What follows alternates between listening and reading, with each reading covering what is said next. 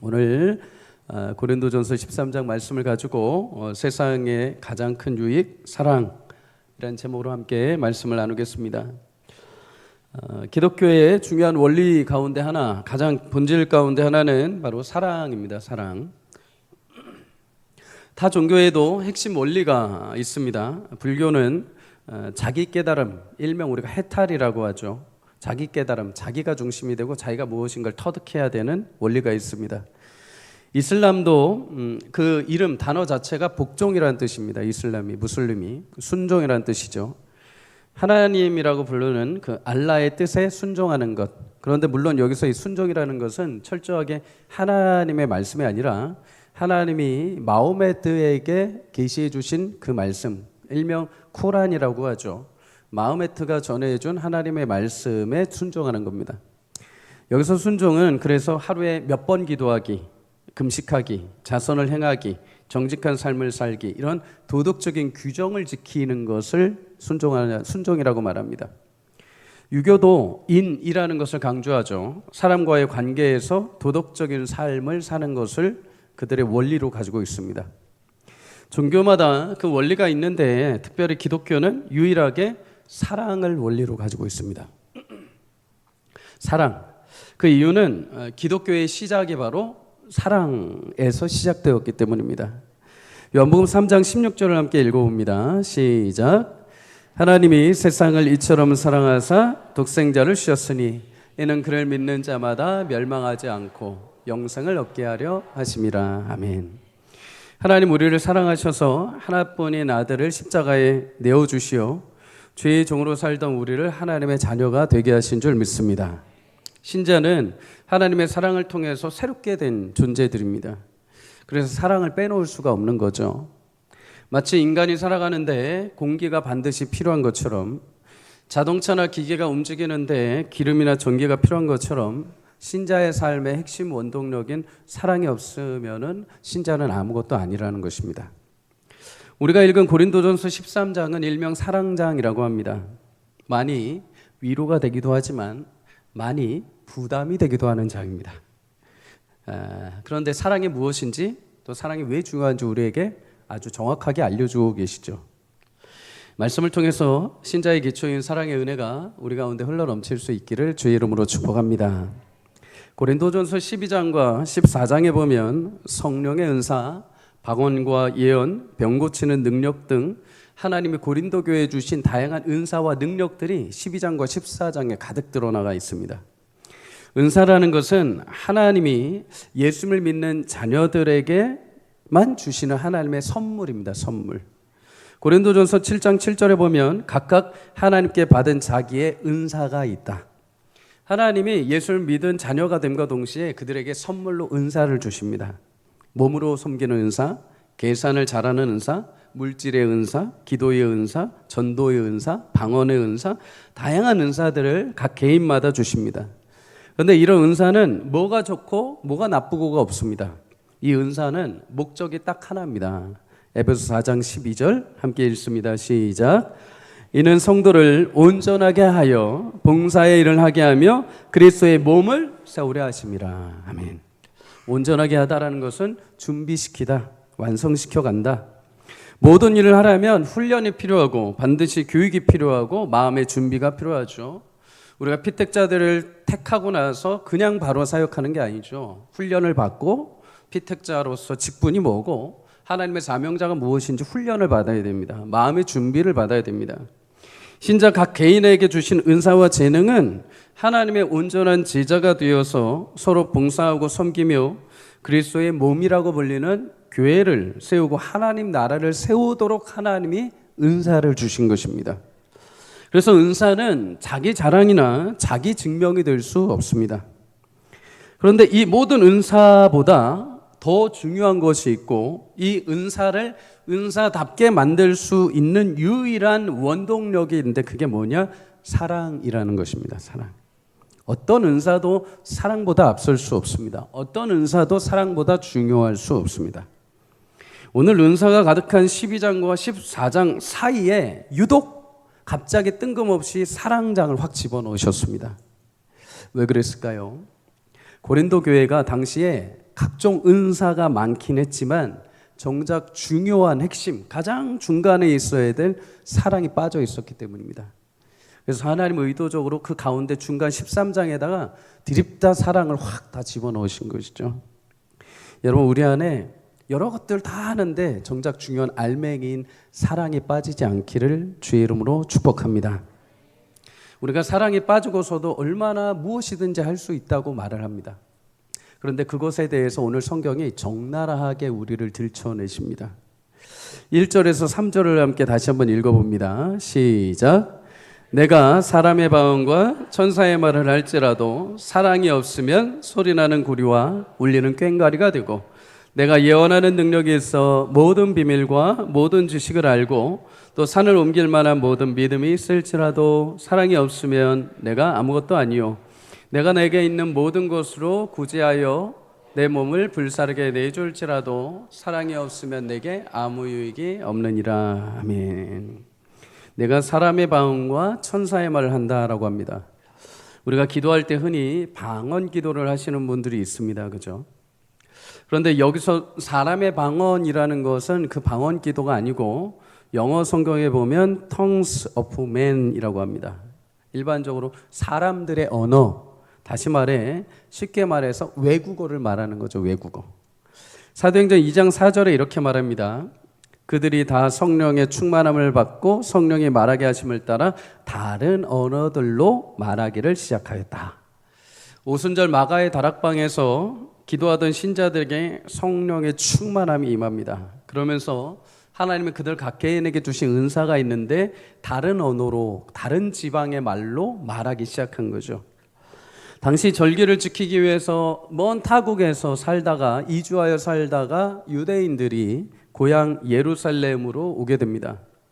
이들은 두 개 국어를 하는 거죠. 내가 원래 유대인이기 때문에 내가 원래 하던 아람어, 그리고 내가 이주해 간 그 땅에 제2 외국어를 하고 온 사람들입니다. 근데 예루살렘에 왔는데 갑자기 자신이 살던 지역의 언어로 하나님의 복음이 막 들리기 시작을 한 겁니다. 하나님이 120명의 문도들에게, 성도들에게 하나님의 성령의 충만함으로 다른 언어의 은사들을 막 부어주신 거죠. 이들이 밖에 나가서 자신이 원래 하던 대로 말을 하긴 하는데 이게 각 지역 나라 말로 막 말을 하기 시작한 겁니다. 외국어 은사를 부어주신 거죠. 저도 이런 은사를 주시면 좋겠습니다. 제2외국어, 제3외국어 막 주여 나왔습니다. 각 나라에서 온 유대인들이 자기네 나라 말로 들은 말들, 이것이 바로 사람의 방언. 우리가 흔히 일반적으로 기도할 때 말하는 방언이 오늘 본문에 나오는 천사의 말입니다. 천사의 말. 천사의 말, 방언. 14장 2절에 보면 하나님께 하는 것이요 영으로 비밀을 말하는 것이다, 이렇게 말씀하십니다. 그래서 방언 기도를 하면, 물론 방언 통역의 은사가 있으신 분들은 그 방언을 이해할 수 있는 분들도 종종 있습니다. 그런데 일반적으로 대개는 방언 기도를 하는 사람도 그 방언의 내용을 이해할 수 없고, 또 옆에서 듣는 사람도 그 방언 기도가 무슨 내용인지 알지 못합니다. 대신에 14장 4절에 보면 이 방언은 자기의 덕을 세우기 위해 하나님 주셨다라고 말합니다. 다시 말해 방언 기도를 통해서 내가 더욱더 하나님께 집중하고 믿음이 세워지고 영적으로 힘을 얻을 수 있도록 나 개인에게 은사를 주신 것이죠. 방언으로 기도하면 일반적으로 기도하는 것보다 시간을 더 오래 가질 수 있습니다. 기도는 내가 생각해야 되고 또 성령의 은혜를 주어야 막 기도가 나오잖아요. 근데 방언 기도는 그냥 나옵니다. 그냥 할 수가 있죠. 시간이 길어집니다. 1시간, 2시간도 할 수 있습니다. 기도의 시간이 길어지면 내 영혼이 하나님과 대면하는 시간이 깊어지고 만남도 깊어지죠. 그래서 믿음도 자라게 됩니다. 대신에 14장 15절에 보면 내가 방언 기도할 때 이해할 수 없으니까 내 마음으로도 기도하라고 하십니다. 입술로 방언을 막 말하면서 동시에도 내 마음으로도 기도를 해야 돼. 기도를 해야 열매를 맺을 수 있는 거죠. 우리가 방언을 하는데 아무 생각 없이도 할 수 있습니다. 방언을 하는데 내가 집 생각하고 영화 생각하고 여행 생각하면서도 기도할 수 있습니다. 내 입술이 막 하는 거거든요. 개인적으로 대학교 1학년 때 홍콩으로 단기 선교 갔을 때 숙소로 사용하던 이 기도원, 산에서 기도원에서 새벽에 기도할 때 하나님 방언을 주셨습니다. 이게 뭔가 막 할 정도로 깜짝 놀랐습니다. 그러면서 처음엔 놀랐는데 두 번째는 너무나 감격하는 거죠. 그리고 마음에 뿌듯함이 듭니다. 하나님이 나를 기억하시고 내게 은혜를 주셨구나. 하늘에서 부으신 그 은사를 경험하면 얼마나 신비로운지요. 그래서 열심히 방언 기도를 했습니다. 그런데 오늘 성경이 말씀합니다. 그렇게 신비한 천상의 방언을 받고 기도를 열심히 해도 뭐가 없으면? 사랑이 없으면 그 소리는 그냥 소리나는 구리와 울리는 꽹과리에 불과하다. 쉽게 말하면 사랑이 없이 방언으로 막 기도하는 거 그냥 소음이라는 것입니다. 놀랍죠? 여러분, 하늘의 신비한 방언을 하나님께 내가 받아서 아침 저녁으로 기도한다고 해서 내가 하나님을 사랑한다고, 신자들을 사랑한다고, 사랑이 내 안에 풍성하다고 말하는 게 아니라는 것입니다. 얼마든지 사랑 없이도 소리나는 울리와 꽹과리처럼 내가 방언할 수 있다는 거죠. 2절부터는 이것을 조금 더 확장해 갑니다. 우리 2절 함께 읽어봅니다. 시작.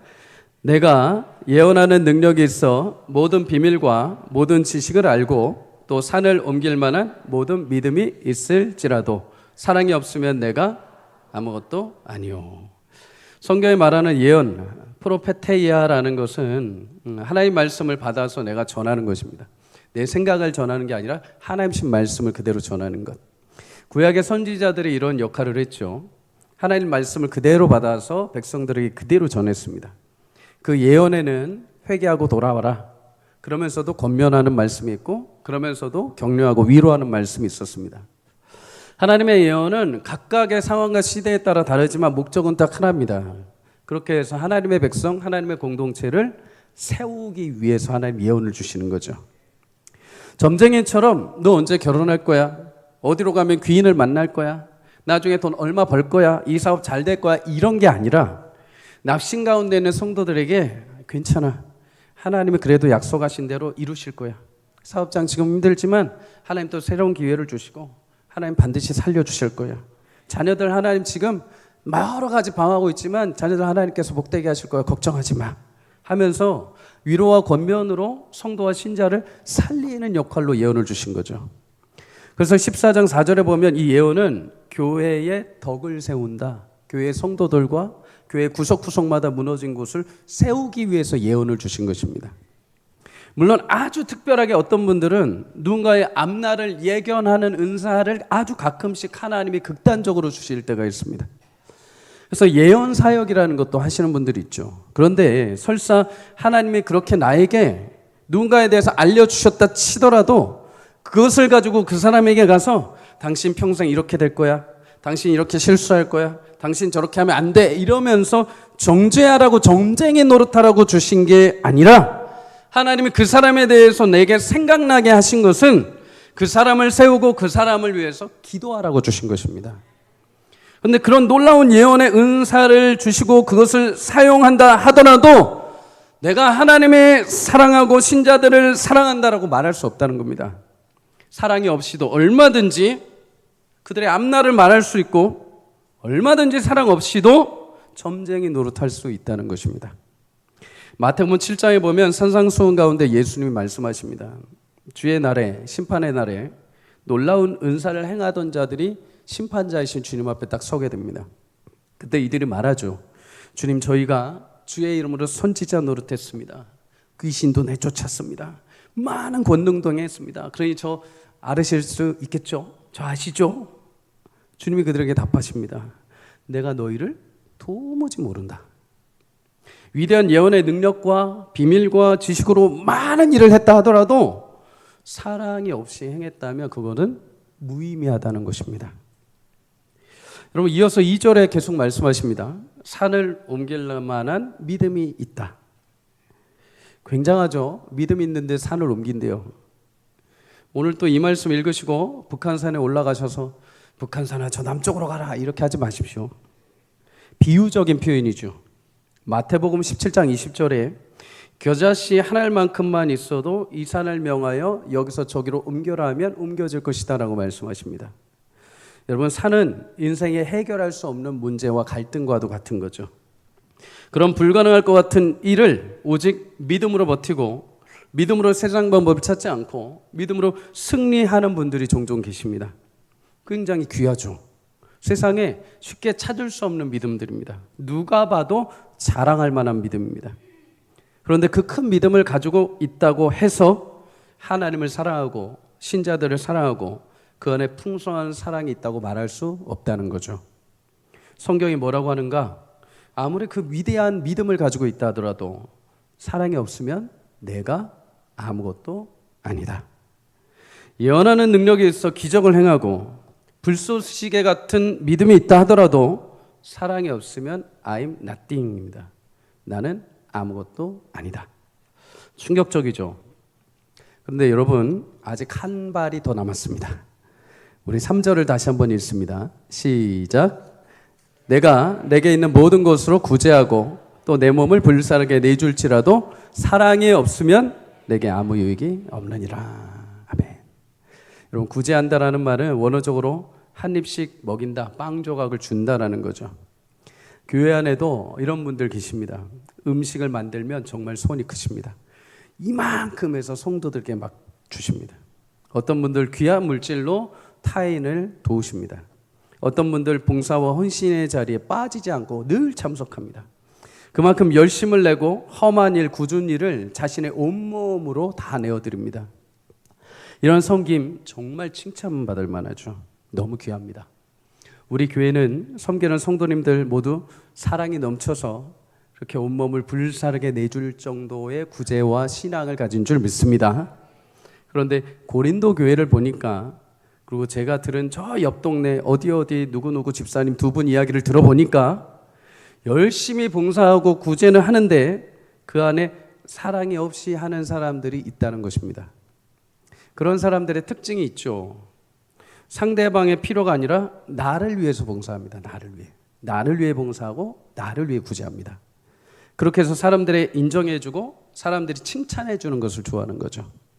내가 이만큼 물질을 드리고 이만큼 시간을 드리고 이만큼 먹여서 사람들이 나를 의지하게 만들고 내가 해준 것으로 권력을 만들고 직분을 만들고 박수를 받고 인정받고 싶은 마음이 가득한 겁니다. 그렇게 인정에 중독된 사람들은 자기 물질, 자기 시간 쓰는 거 아깝지 않습니다. 내 시간, 내 물질, 내 몸보다도 내가 인정받는 게 중요합니다. 사람들에게 어떻게 보이는 게 중요한 것입니다. 내가 밥을 먹이고 내가 다 주었기 때문에 그 사람들은 이제 내가 한 말대로 따르게 되어 있습니다. 하나님 나라를 세우는 게 아니라 자기의 나라를 세우는 거죠. 자기 팀을 만드는 거죠. 누가요? 고린도 교회 성도들이 그렇게 행동을 하고 있는 것입니다. 여러분 그렇게 사랑 없이 행하는 수고와 구제와 섬김을 성경이 뭐라고 하는가? 내게 아무 유익이 없다. 물질을 드리고 시간을 드리고 내 몸을 바쳤는데 결국에 아무것도 없다는 겁니다. 헛수고라는 것입니다.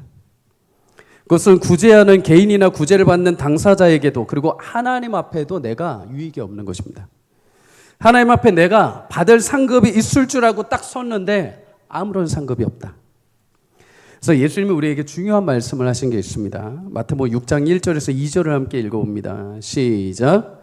사람에게 보이려고 그들 앞에서 너희 의를 행하지 않도록 주의하라. 그래야지 아니하면 하늘에 계신 너희 아버지께 상을 받지 못하리라.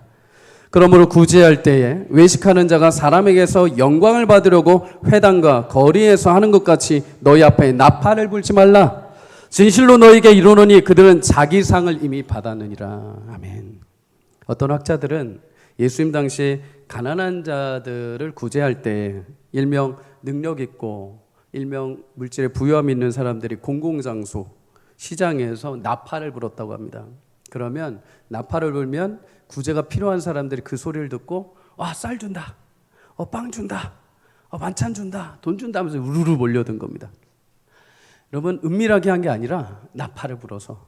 그러면 누가 드러납니까? 나눠주는 사람들이 드러나게 되죠. 가난한 자들을 사랑해서가 아니라 자신이 인정받기 위해 이름을 드러내기 위해서 하는 것입니다.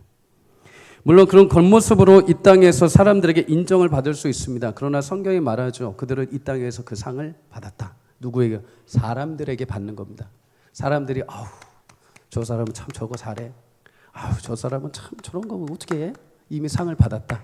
근데 누구에겐 상이 없다는 겁니까? 하나님에겐 상이 없다는 것입니다. 하나님 마음의 중심을 보시죠. 그래서 하나님은 칭찬하실 자가 누구이고 하나님은 칭찬받지 못할 자가 누구이신지를 명확하게 아십니다. 놀랍게도 이런 행동을 우리는 얼마든지 사랑 없이 나의 유익을 위해서 할 수 있다는 것입니다. 여기까지 들으면 낙심이 되죠. 등에 땀이 납니다. 긴장합니다. 고린도전서 13장은 사실 제일 은혜의 장이기도 하지만 특별히 말씀을 선포하는 목회자들은 가장 힘든 장이기도 합니다. 목회자 사랑 없이 섬길 수 있습니다. 사랑 없이 여러분들한테 설교할 수 있습니다. 사랑 없이 기도해 줄 수 있습니다. 겉으로 보기에 다 그럴듯할 수 있습니다. 그런데 아무 유익이 없다. 그러면 여러분 나의 은사와 믿음과 많은 구제와 섬김이 정말 유익함이 되기에 하나님 앞에 귀한 상급이 될 수 있는 방법 사랑이라고 하시는데 그럼 그 사랑은 무엇인가? 오늘 4절에서 6절의 사랑을 우리에게 알려주십니다. 시간 관계상 이걸 다 할 수 없고 세 가지로 압축해보면 이렇습니다. 첫째로 사랑은 오래 참는 것입니다. 오래 참는 것. 4절에 말씀하죠. 사랑은 오래 참는 것이다. 여러분 은사가 많으면 상대적으로 어떤 마음이 드는지 아십니까? 은사가 없는 사람들을 향해서 약간 무시하는 마음이 생깁니다. 왜 저것도 못해? 왜 저래? 저러면서 무슨 신자라고 해?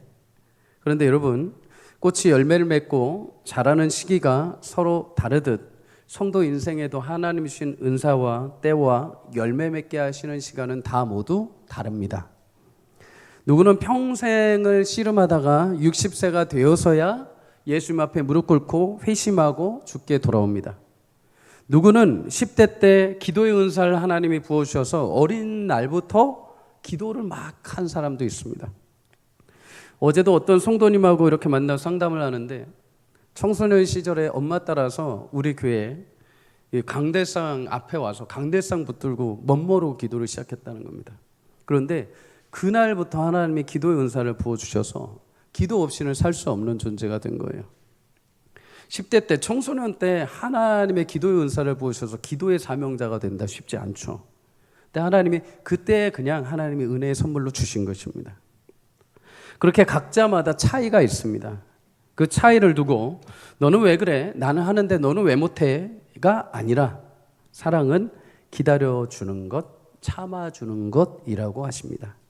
언제까지 그럼 우리가 참아야 되는가? 제자들이 예수님에게 질문을 했죠.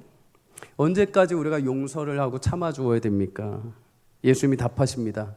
70번씩 7번이라도 용서해라. 총 490번이죠. 490번. 오늘부터 그러면 이제 490번까지만 용서하고 491번째는 이제 터뜨려. 여러분 예수님 말씀하신 계산은 참다가 491번째는 터뜨려도 된다가 아니라 끝까지 참으라는 것입니다. 끝까지. 어떤 목사님이 이렇게 표현하더라고요. 내가 정말 참다 폭발할 것 같은 그날, 야 진짜 이거는 내가 더 이상 못 참아, 내가 진짜 오늘 끝장내야지라고 하는 그 순간 한 번 더 참는 거, 그게 오래 참읍니다 라고 하시더라고요. 여러분 끝까지 참고 마지막에 정말 못 참을 것 같은 그 순간에 한 번 더 참으기를 바랍니다.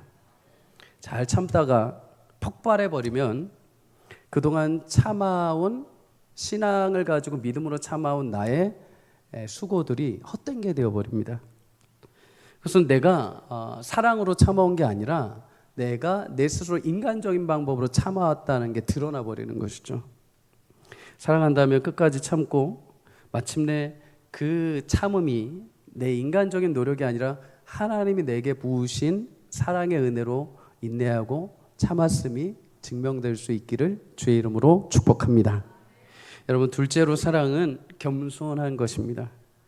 4절에서 5절에 말씀하죠. 온유하며 시기하지 않고 자랑하지 않고 교만하지 않고 무례행하지 않고 자기 유익을 구하지 않고 성내지 않고 악한 것을 생각하지 않고 불의를 기뻐하지 않고 진리와 함께 기뻐한다.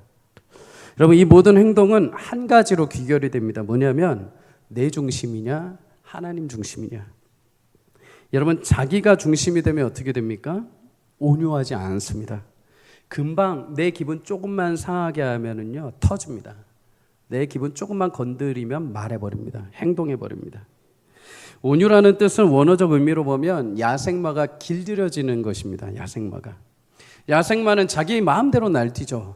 푸른 초원을 막 날뛰고 나를 잡으려고 하면 막 뒷발질하고 난리를 칩니다. 근데 주인에게 길들여지면은 자기의 고삐를 주인에게 맡깁니다. 성도는 야생마가 아니라 주인이신 하나님께 그 고삐가 붙들린 자들입니다. 길들여진 자들이죠. 내 마음과 내 생각에 일어나는 분대로 행동하고 말하는 사람들이 아닙니다. 시기함도 마찬가지죠. 내가 중심이 되면 상대방 시기합니다. 질투합니다. 무례하게 행동합니다. 그래서 무례하다는 것은 원어적으로 그 사람에게 돌아가야 될 존귀와 영광을 내가 가로채는 겁니다. 누가 저기서 막 박수 받고 인정받으면 저 사람 내가 아는데 저 사람 과거에 저랬어. 저 사람 실력도 별로 없어. 내가 아는데 저거 다 거품이야. 저 사람 저럴 사람 아니야.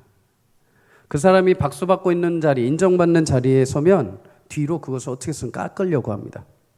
함부로 말하며 그 사람을 폄하하고 질투합니다. 열등감을 느낍니다.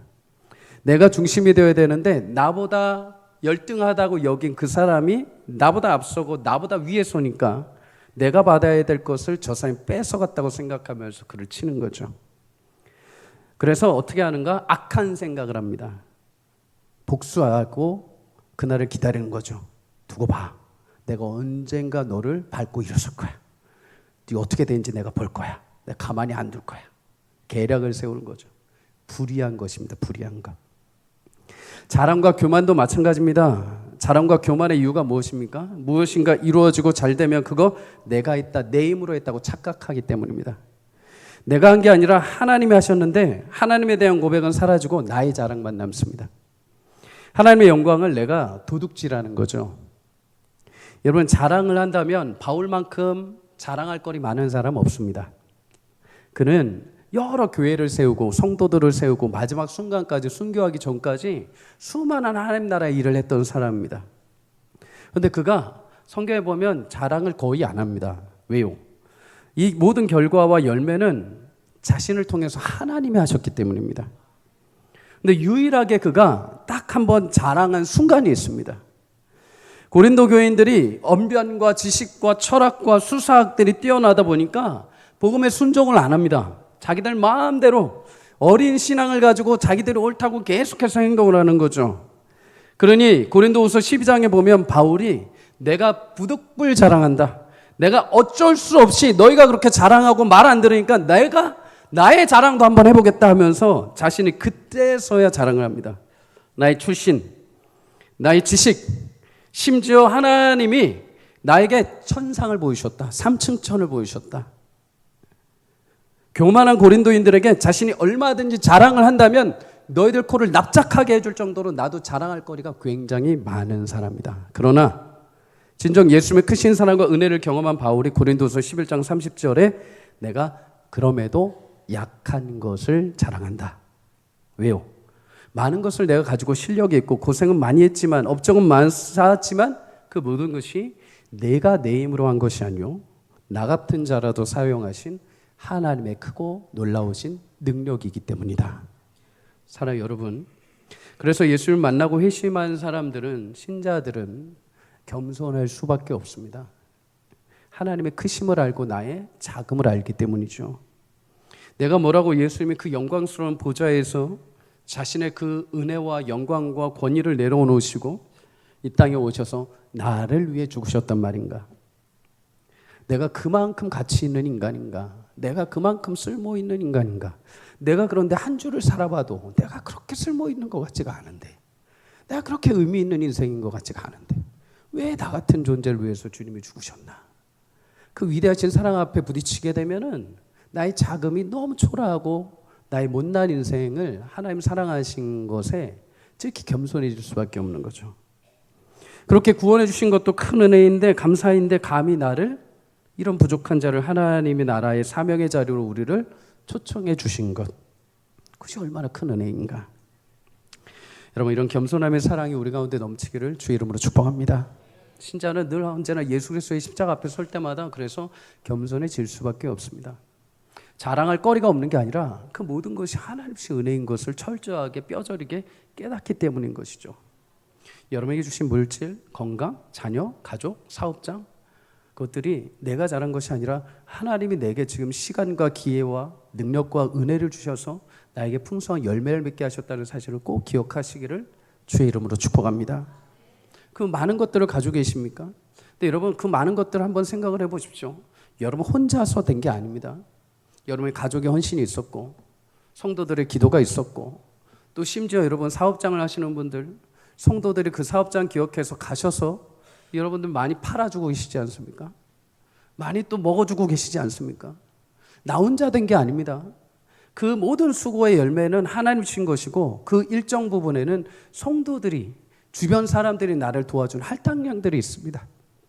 그러니 여러분 내 것이라 생각하지 마시고 하나님 주신 은혜인 것을 늘 겸손하게 기억하시기를 주의 이름으로 축복합니다. 마지막 세 번째는 사랑은 끝까지 포기하지 않는 것. 오늘 7절을 함께 읽어봅니다. 시작. 모든 것을 참으며 모든 것을 믿으며 모든 것을 바라며 모든 것을 견디느니라. 아멘.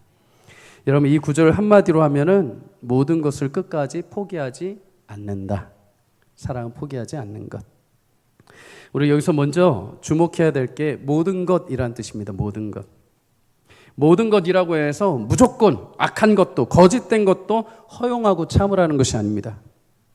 5절에서 6절에 보면 오히려 불의한 것을 기뻐하지 말고 악한 것을 생각하지도 말라. 분명하게 말씀하십니다. 여기서 모든 것이라는 것은 영어로 everything이 아니라 always입니다. 모든 상황에서 어떤 현실에서도 끝까지 참고 견디는 것. 어떤 어려움과 어떤 상처와 어떤 힘든 일이 있어도 사랑하기를 포기하지 않는 것. 사랑하기도 될까? 사랑해서 정말 변할까? 그런 낙심의 순간에도 포기하지 않는 것. 그게 사랑이라는 것입니다. 모든 것을 믿는다고 합니다. 여러분, 사람에 대한 가능성이 아니라 하나님이 그 사람을 통해 일하실 것을 믿으시기를 바랍니다. 지금은 투박하고 철없고 부족해 보이는 내 자녀, 내 남편, 내 아내, 그 집사님이 하나님 사용하시고 세워가실 줄 믿습니다. 모든 것을 바란다고 합니다. 지금 비록 이 현실에 있지만 하나님이 우리에게 계획하신 비전과 미래를 이루시는 것을 소망하며 보는 것이죠. 눈에 보여서 믿는 게 아니라 보이지 않지만 하나님이 약속하신 게 있기 때문에 바라보는 것입니다. 탕자의 아버지는 비록 재산을 가지고 떠난 둘째 아들, 그런데 이 아들이 언제나 돌아올 것을 소망하면서 마을 어귀에서 아들을 기다립니다. 그것을 바라보고 있는 것이죠. 그것은 단순한 그리움이 아니라 아버지 품으로 돌아와서 다시 풍성한 은혜의 삶을 누리게 될 아들의 모습을 바라보고 소망한 것입니다. 마지막으로 모든 것을 견딘다고 합니다. 고난과 실망 속에서도 참고 견디는 것. 모든 현실과 상황에서 믿음으로 견뎌내는 것. 여러분 이렇게 모든 것을 참고 바라고 견뎌내신 분이 계시죠. 예수 그리스도이십니다. 예수님 십자가 위에서조차도 모든 것을 참아내십니다. 심지어 인간들도 참으십니다. 아버지 저들의 죄를 사해 주십시오. 나를 죽이는 그 창끝까지도 참아내십니다. 예수님은 모든 것을 믿어주셨죠. 실패한 베드로, 그는 예수님 앞에 자신은 결코 배신하지 않을 거라고 장담을 했습니다. 그러나 그는 예수님을 배반하고 도망쳤습니다. 실패의 자리에 들어섰습니다. 근데 예수님 그렇게 실패하고 배신한 그 베드로를 찾아가셔서 그를 다시 사명을 주십니다. 하나님의 복음의 사명자가 되는 베드로의 미래를 보고 믿어주신 것이죠. 예수님 십자가에 달리시면서 그 너머에 있는 부활을 통한 하나님의 구원의 놀라운 역사를 바라보셨습니다. 그래서 히브리서 12장 2절에 예수님은 그 앞에 있는 기쁨을 위하여 십자가를 참으셨다 고 말씀합니다.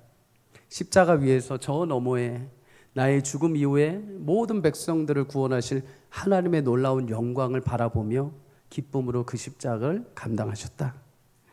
사랑하는 여러분, 교회와 신자의 인생의 가장 큰 원리는 사랑이라고 말씀드렸습니다. 그런데 그 사랑의 원리가 될 수밖에 없는 이유는 예수님의 십자가 사랑 위에 지금 내가 서 있기 때문입니다. 성경은 우리에게 말씀합니다. 사람의 방언, 천사의 말, 예언의 능력, 모든 지식, 산을 옮기고도 남을 믿음, 구제하고 몸을 내주는 헌신. 그런데 그 모든 능력을 가지셨던 예수님이 우리를 살리셨던 것은 그 능력이 아니라는 겁니다. 오히려 죄인된 나를 위해 참으시고 온유하심으로 대하고 물에 행하지 아니하시고 나의 유익을 구해 주시고 오히려 참고 견디며 믿으며 바라신 예수님의 그 사랑이 우리를 구원해 주셨습니다. 그리고 그 사랑으로 새 생명을 얻게 된 교회와 신자 역시 주님의 그 사랑을 행할 때 하나님이 기뻐하시고 우리 모두에게 참된 유익의 은혜를 주실 줄 믿습니다. 8절에 말씀합니다. 그 위대한 예언도 그 놀라운 방언도 반드시 그치고 사라질 날이 올 것이다. 그런데 성경이 말합니다.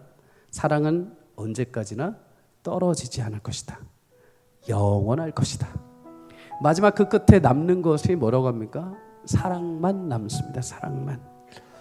이 위대한 사랑을 섬기고 사랑하며 우리 귀한 신자의 삶을 아름답게 살아가기를 주의 이름으로 축복합니다. 오늘 우리가 열심히 무엇인가를 뿌렸는데 마지막에 아무것도 없다면 여러분 얼마나 허무하겠습니까? 내가 인생 80, 90년을 열심히 피땀 흘려 살아왔습니다. 교회를 위해 살아왔고 봉사를 그렇게 많이 하고 살아왔고 그렇게 많이 설교를 하고 그렇게 많이 신방을 하고 그렇게 많이 살아왔습니다. 그런데 마지막 날에 딱 하나님 심판의 불을 확 제끼시는데 그 모든 것이 사라져버리면 얼마나 허망하겠습니까? 근데 하나님이 그 불같은 시험의 심판날이 올 때 우리에게 남겨져 있는 그 사랑만큼은 영원히 기록되어 지워지지 않게 하신다고 하십니다.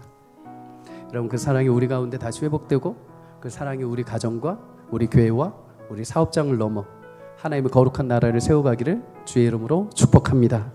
마지막으로 고린도전서 13장 13절을 함께 읽고 우리 찬양하도록 하겠습니다. 함께 읽습니다. 시작.